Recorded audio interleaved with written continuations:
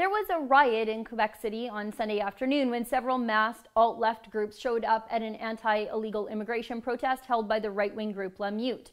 Now, whatever you feel about Lemute and their rally and their ideas, footage shows Lemute marching in silence near the Quebec legislature. But the masked counter-protesters can be seen throwing bottles at police, lighting smoke bombs in garbage cans, and then a global news camera crew was assaulted and their camera was then smashed. And yet still, after all this violence perpetrated against them, Global refuses to name the group that did it. They keep saying counter-protesters.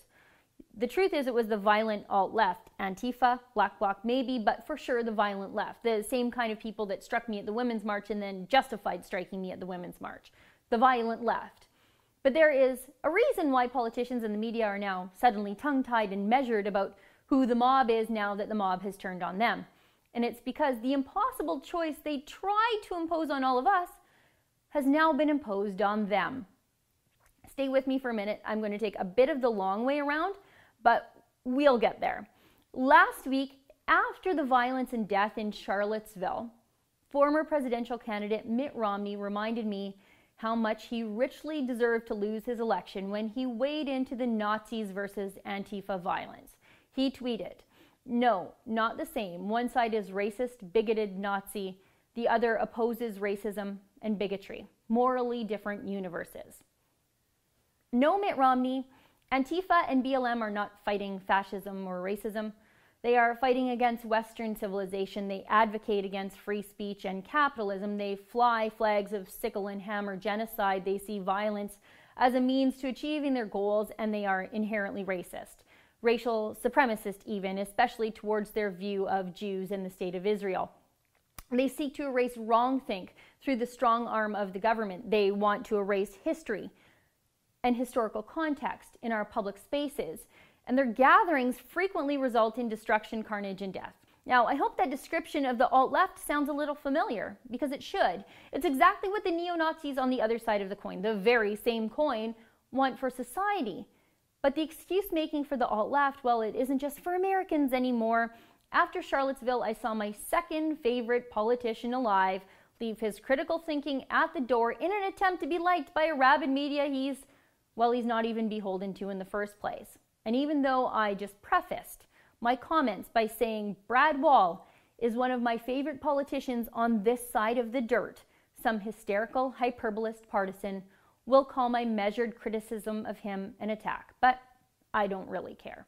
After Charlottesville, Brad Wall tweeted, "If one side includes Nazis and the other side does not, there is no moral equivalency." Sorry, Brad Wall. The other side is aligned with communism. And so there is absolutely a moral equivalence between the evils of the systemic genocide at the hands of the Nazis and the systemic genocide at the hands of the communists. And the Premier of Saskatchewan, of all places, well, he should know better. His province and mine are both populated by the descendants of people who fled the forced starvation of millions at the hands of the Soviets, a genocide called Holodomor. Ukrainian culture, food, dance, and religion all thrived here in freedom on the Canadian prairies, while back on the Galician steppe, Ukrainian culture was squashed. Their churches became the state, and their language, well, they tried to absorb it into Mother Russia. The third largest number of people claiming Ukrainian descent in the entire world lives here, in part due to their flight from Soviet communist genocide on them. So no Mitt Romney and no Brad Wall. This horrible rebirth of the Occupy retread cesspool isn't fighting the 2,000 or so online neo-Nazis to stop fascism. The neo-Soviets are fighting the neo-Nazis over turf.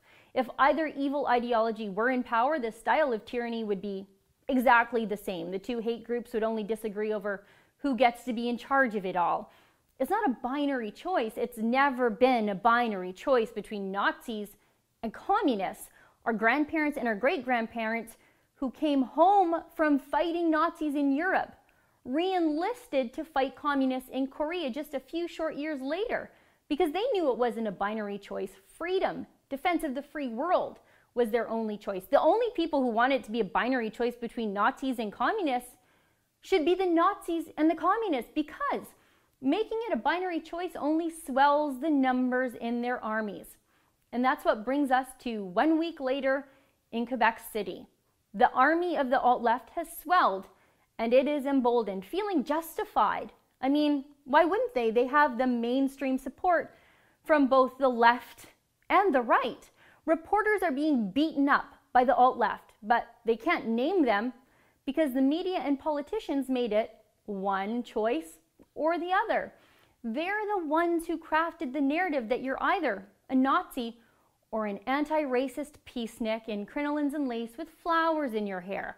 Well, the peaceniks are wearing black and masks, and they're beating people up and clashing with police riot squads on the streets of Canada. And they feel justified because people in power said anyone who disagrees with the alt-left is a Nazi. You see how this works now? And those tweets sent by those conservative politicians I respect, they aren't going to age very well. The politicians, they aren't to blame for what's happened here, of course, only the perpetrators are. But they played right along with the left's narrative, and threw people like me and probably you, people who can't stand either group, right under the bus. And really, don't we already have enough lefty politicians doing that to us already? Look, I don't have a crystal ball. I'm just a mom, and I do know what happens when you let one side off the hook to get away with bad behavior. The behavior just gets worse. Now here we are. For the Rebel.media, I'm Sheila Gunn-Reid.